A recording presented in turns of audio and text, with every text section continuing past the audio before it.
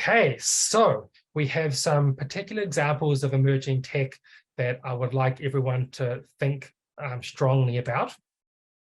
And for each of these, I want you to think about how can you learn about these and how can you upskill? Blockchain Council can definitely help with this. How can you be an early adopter? How can you drive innovation in your current workplace? Do you want to be a generalist, my type of role, where you know a fair bit about a lot of things from an educational point of view? Or do you want to be very niche and be the expert and there's someone who's sought after for that skill set? Each has their pros and cons. And of course, think about what companies and groups will be innovating. Follow them, follow their channels, follow their job postings, engage with them, talk to them, let people know you're interested. A lot of this is happening behind the scenes for many reasons. Lots of companies don't have the marketing to be promoting themselves out there before they have a viable product, so they're building in quiet. So it's up to us to be proactive and seek out these opportunities and pathways. Now, extended reality, I talked about this briefly in the past.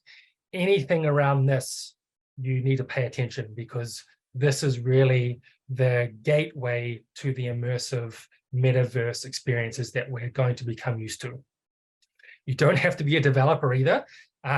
This is just an example of one of the services, one of the many services Amazon does, but they also have this amazing platform where you can basically build all kinds of extended reality technology and experiences without actually doing any of the coding yourself. So it runs on a cloud. You don't have to invest in the hardware, and there's drag and drop customizable types of interfaces. These are the types of things that not a lot of people are paying attention to. So if you are, you'll be ahead of the curve. Virtual meeting and learning. As we all know, COVID was a catalyst for us to be more virtual in many aspects of our work and social lives. The power is it's always on. It's the metaverse will be on 24/7, so time zones don't become a challenge, and that it can cater for different types of meetings, all the way from corporate to education.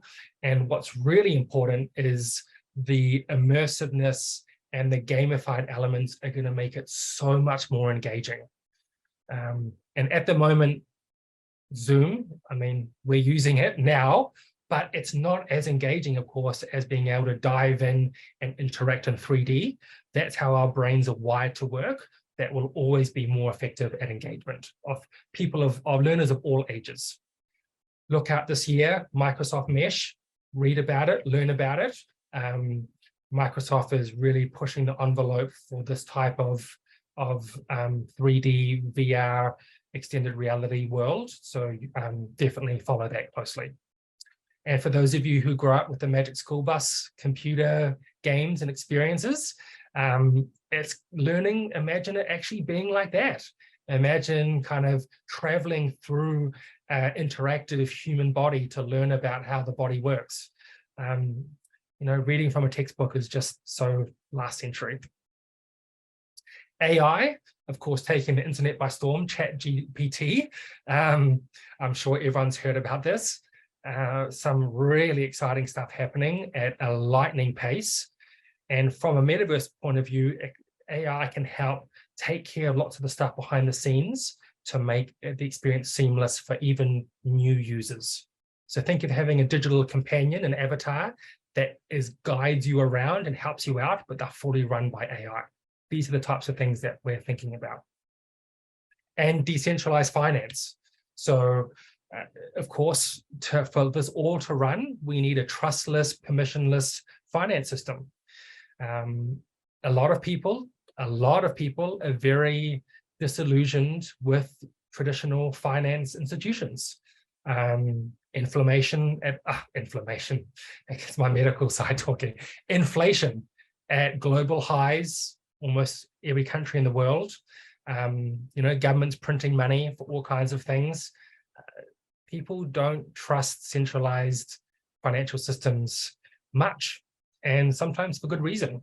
And so decentralized finance offers an alternative to that, that is basically the perfect rails for an open metaverse. Already now, DeFi solutions are there for anyone in the world, from someone on their mobile phone in rural Africa, India, Southeast Asia, can spend, earn, borrow, lend, and of course, tip.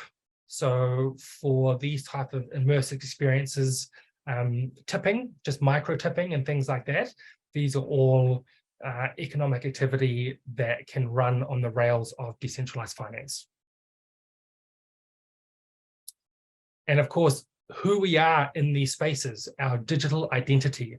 So I would encourage everyone to learn about decentralized identifiers, DIDs. We will all know more about this in the next few years. It will be the platform that does away with lots of the traditional identity documents that we use now, scanning and PDFs of documents. It's going to be a thing of the past.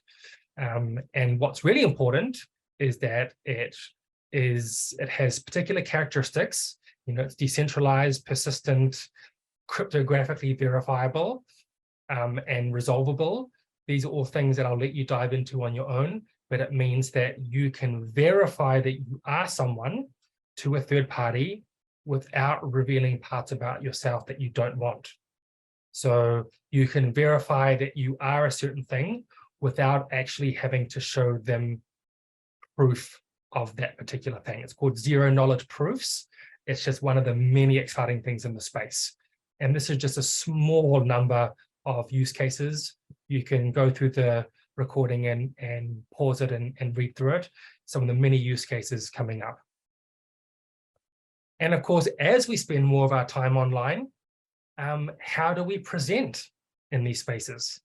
In the real world, we invest in fashion and cars and all kinds of things to send the world messages about who we are and who we want to be. And so the same thing will happen in digital space. Digital avatars that you will invest time and money in personalizing will be able to be used on different platforms. You can check out Ready Player Me right now and make your own. Fascinating stuff.